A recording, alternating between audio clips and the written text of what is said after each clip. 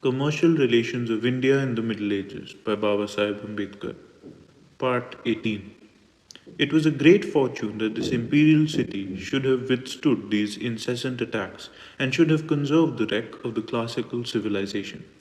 It was also a great fortune for the propagation of Christianity that the wave of Mohammedanism should have been checked long enough before Christianity to have become a real force in Europe.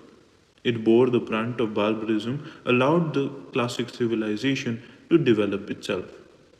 What Constantinople did on the eastern side, Tours did on the western side at the very early date, though not perhaps so brilliantly. Being disappointed in their attempt to take Constantinople, the Arabs, long before the Turks, succeeded in taking it, deployed to the south, and carrying their religion triumphantly through the Africa, thought of entering Europe from the western side through Gibraltar.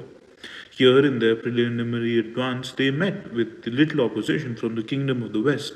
Goths could hardly defend itself against their masterful onrush, and by 711 AD, Spain fell into the hands of the Arabs and the Berbers and was flooded with the Moorish immigrants.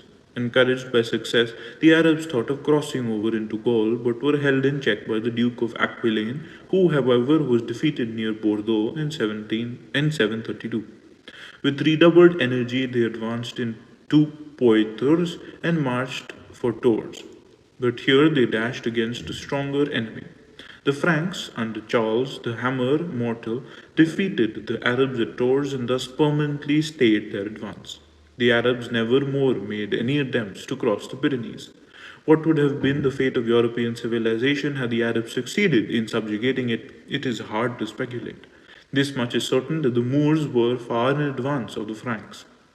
Professor Robinson says historians commonly regard it as a matter of great good luck that Charles the Hammer and his barbarous soldiers succeeded in defeating and driving back the Mohammedans at Tours. But had they been permitted to settle in southern France, they might have developed science and art more rapidly than did the Franks.